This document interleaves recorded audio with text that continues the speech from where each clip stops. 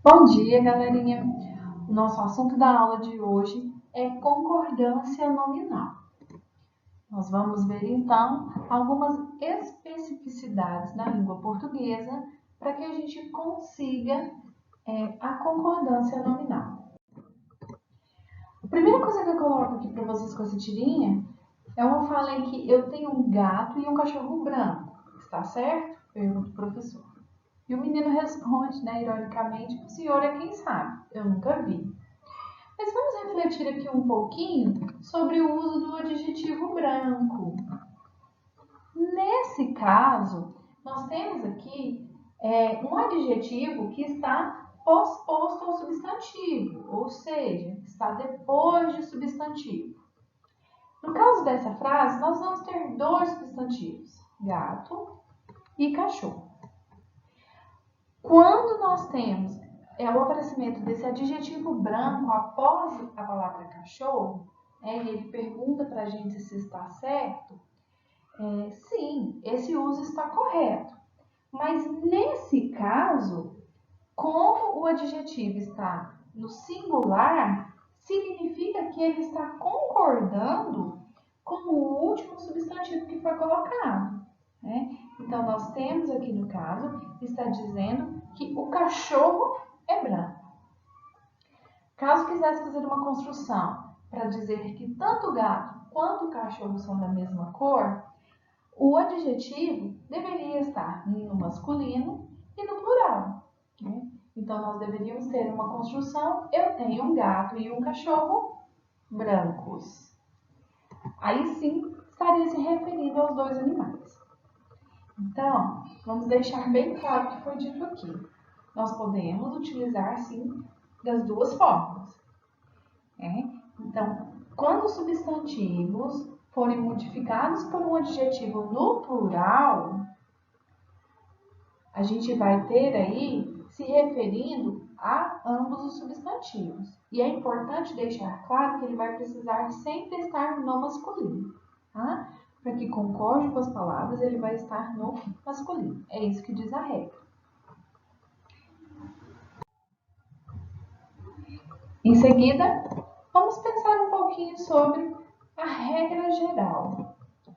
Então, o que a regra geral de concordância vai dizer? Que o artigo, o pronome, o numeral e o adjetivo vão concordar em gênero e número com o substantivo ao qual se refere. Porque se nós estamos falando de concordância nominal, nós estamos pensando nas classes gramaticais que se referem ao nome, ou seja, na concordância do substantivo com as demais palavrinhas que vão aparecer na frase.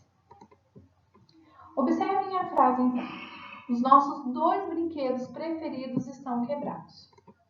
Nós temos aí brinquedos, é o substantivo, está no masculino e no plural.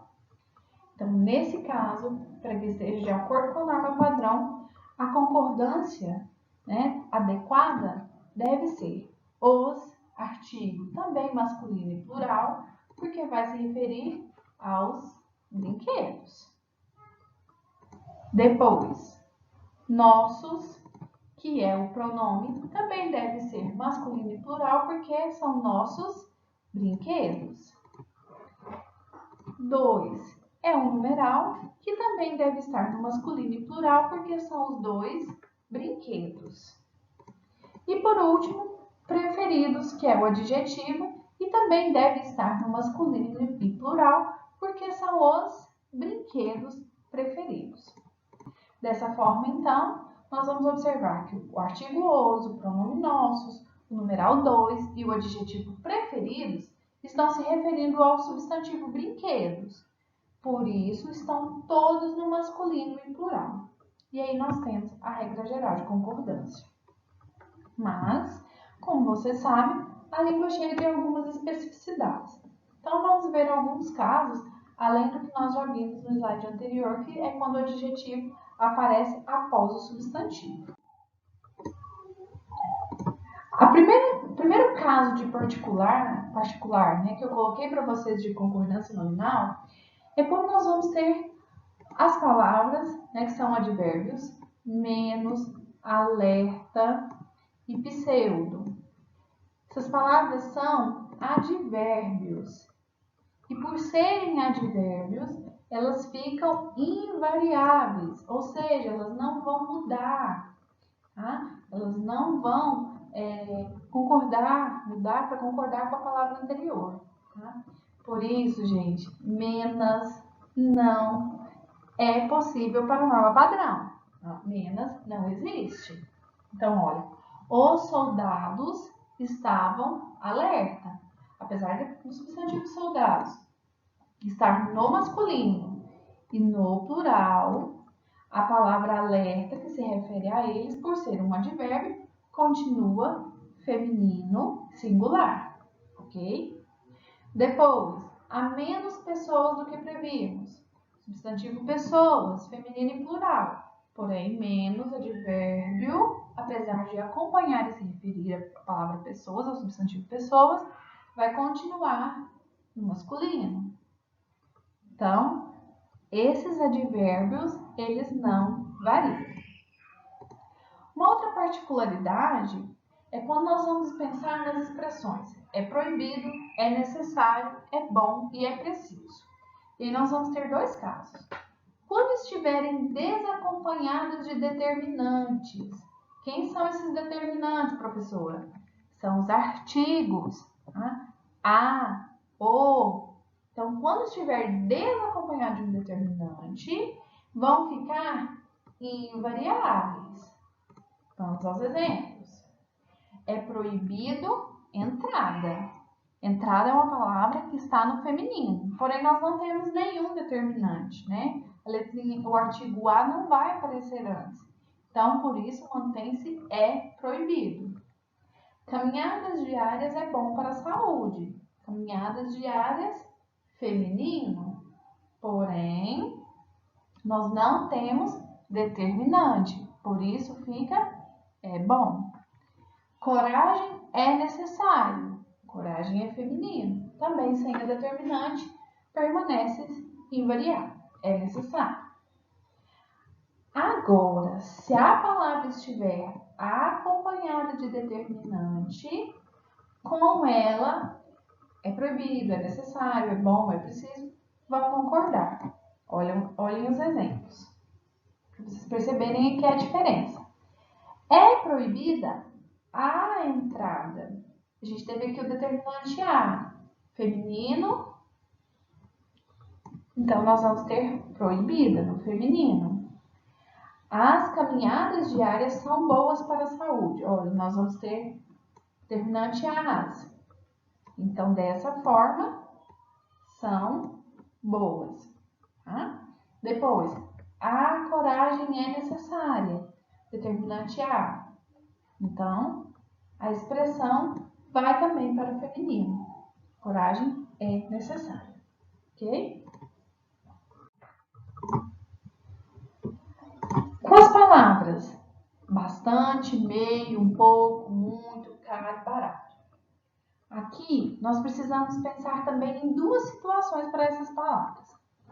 Quando elas tiverem um valor de adjetivo, né, quando elas derem essa ideia de caracterizar o substantivo, elas vão concordar com o substantivo. Então, vamos ver os exemplos. Olha, serviu-nos meia porção de arroz. Aqui, nesse caso, está se referindo a metade. Tá? Quando a palavra meio puder ser substituída por metade, ela vai variar. Né? Então, serviu-nos metade da porção de arroz. Aqui no caso de bastante, soa um pouco estranho, né? Conversamos bastantes vezes a esse respeito. Mas por quê? Porque nesse caso, bastantes é um adjetivo que está no plural, né? Para acompanhar as vezes que nós conversamos. E aí a gente poderia substituir por muitas, né? Conversamos muitas vezes a esse respeito. Tá? Por isso, vai variar. Tá?